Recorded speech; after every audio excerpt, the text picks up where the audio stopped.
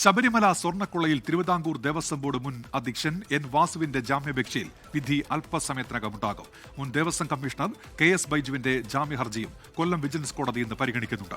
Thiruvithamkoor Devaswom board മുൻ secretary S ജയശ്രീയുടെ മുൻകൂർ ജാമ്യാപേക്ഷയെ എതിർത്ത് സുപ്രീം കോടതിയിൽ പ്രത്യേക അന്വേഷണ സംഘം സത്യവാങ്മൂലം ഫയൽ ചെയ്തു. ഇതിനിടെ ഇടനിലക്കാരൻ കൽപേഷ്, S ജയശ്രീ എന്നിവർക്ക് ചോദ്യം ചെയ്യലിന് ഹാജരാകാൻ ആവശ്യപ്പെട്ട് എൻഫോഴ്സ്മെന്റ് ഡയറക്ടറേറ്റ് നോട്ടീസ് അയച്ചു. വിവരങ്ങളുമായി സൂര്യഗായത്രിയും ഒപ്പം R അച്യുതനും വിപിൻ C വിജയനും ചേരുന്നുണ്ട്. ആദ്യം സൂര്യഗായത്രിയിലേക്കാണ്. സൂര്യഗായത്രി, എപ്പോഴാണ് ഈ ജാമ്യാപേക്ഷയിൽ വിധി വരിക? സൂര്യഗായത്രി.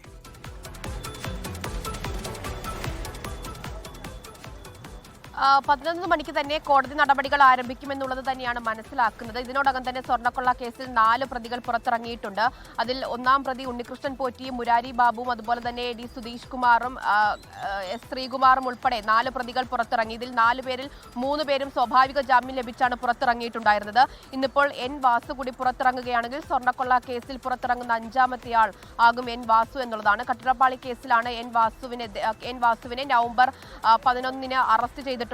ഇപ്പോൾ 90 ദിവസത്തെ റിമാൻഡ് കാലാവധി പൂർത്തിയായ സാഹചര്യത്തിൽ കൂടിയാണ് N വാസു സ്വാഭാവിക ജാമ്യ ഹർജി കൊല്ലം വിജിലൻസ് കോടതിയിൽ നൽകിയിരിക്കുന്നത്. വാദം കേട്ടുകഴിഞ്ഞ കോടതി ഇന്നിപ്പോൾ ജാമ്യാപേക്ഷയിൽ ഉത്തരവ് പുറപ്പെടുവിക്കും. സ്വാഭാവികമായിട്ടും നേരത്തെ ഉണ്ടായിരുന്ന അതേ സാഹചര്യം, അതായത് ഉണ്ണികൃഷ്ണൻ പോറ്റി ഉൾപ്പെടെയുള്ളവർക്ക് സ്വാഭാവിക ജാമ്യം അനുവദിച്ച് നൽകുന്ന അതേ സാഹചര്യം തന്നെയാണ് ഇപ്പോഴും ഉള്ളത്. അതുകൊണ്ട് തന്നെ N വാസുവിനും സ്വാഭാവിക ജാമ്യം ലഭിച്ച് പുറത്തിറങ്ങാൻ കഴിയുമെന്നുള്ളത് തന്നെയാണ് മനസ്സിലാക്കാൻ സാധിക്കുന്നത്.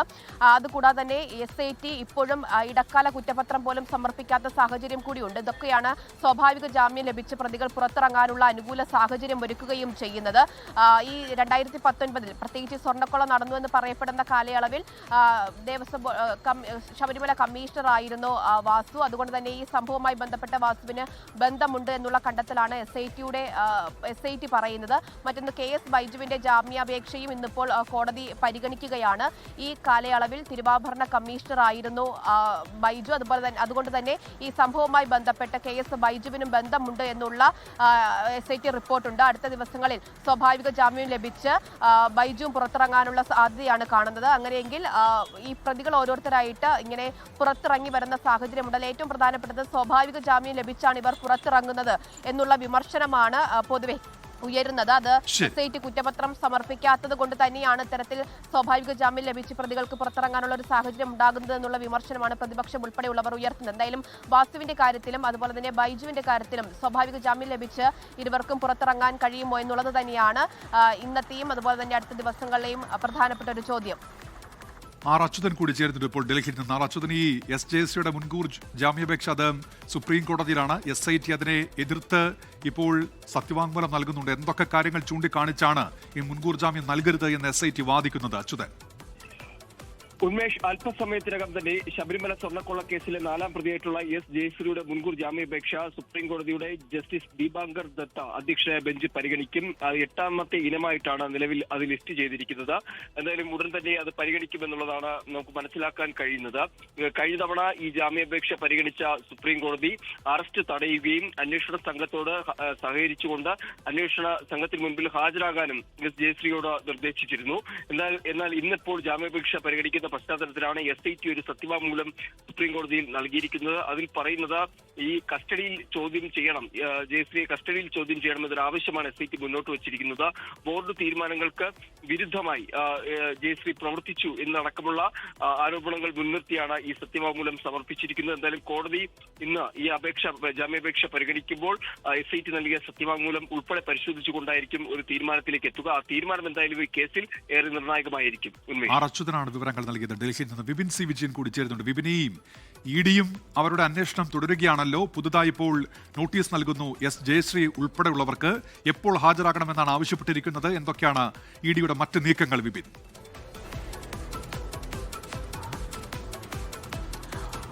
ഉന്മേഷ്, ശബരിമല സ്വർണ്ണക്കൊള്ളയിൽ എൻഫോഴ്സ്മെന്റ് ഡയറക്ടറേറ്റ് കൂടുതൽ പിടിമുറുക്കുകയാണ്.